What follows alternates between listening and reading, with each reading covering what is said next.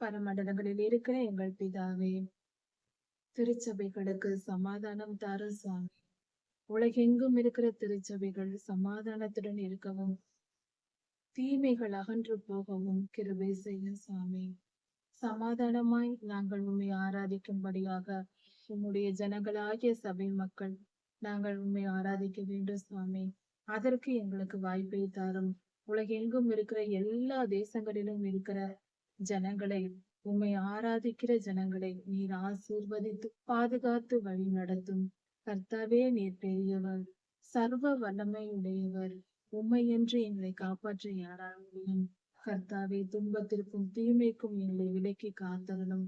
திருச்சபைக்கு வருகிற எல்லாவித உபத்திரவங்களையும், பாடுகளையும், பிரச்சனைகளையும், போராட்டங்களையும், எதிர்ப்புகளையும், அக்கிரம செய்கைகளையும், இருளின் அந்தகார கிரியைகளையும், பொல்லாத ஆவிகளால் ஏற்படும் பாதிப்புகளையும் நீக்கி போடும் சுவாமி. உம்மை நம்பி இருக்கிறோம் அப்பா. உம்மையே கதியென்று இருக்கிறோம் சுவாமி. எங்களுக்கு வேறு யாரும் இல்லை சுவாமி. நாங்கள் எங்களை நம்பவில்லை அப்பா. மற்ற மனிதர்களை நம்பவில்லை அப்பா. அதிகாரங்களை நம்பவில்லை அப்பா. உண்மையே நம்பி இருக்கிறோம். உம்முடைய ஜனமாய் இருக்கிறோம். எங்கள் விசுவாசம் உண்மையில் இருக்கிறது. ஆண்டவரே, சிறு குழந்தைகள் தாய்முகம் தேடுவது போல நாங்கள் உம்மை தேடி இருக்கிறோம். கர்த்தாவே, உம்மை நோக்கி பார்த்திருக்கிறோம். உம்மை நாங்கள் தேடுகிறோம். எங்களை காத்தருளும். எல்லா பொல்லாப்புக்கும் நீங்களாக்கி விடுவீன்.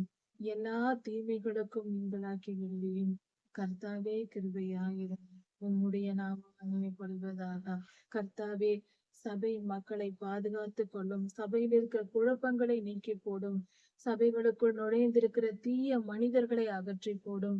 பொல்லாத எண்ணம் கொண்டு வீண் பெருமைக்காகவும், இச்சைக்காகவும், புகழுக்காகவும் சபையை ஆக்கிரமித்துக் கொண்டிருக்கிற ஜனங்களை நீர் அகற்றி போடும்.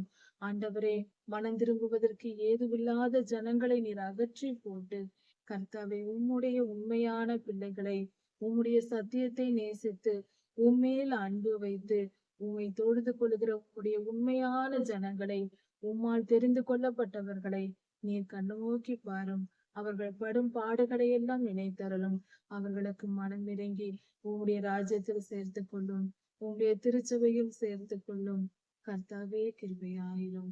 உம்முடைய நாமம் மகிமைப்படுவதாக. எல்லா துதியும், கனமும், வல்லமையும், மகிமையும், ஸ்தோத்திரமும், பலமும் சதா சர்வ காலங்களிலும் உமக்கே உண்டாவதாக.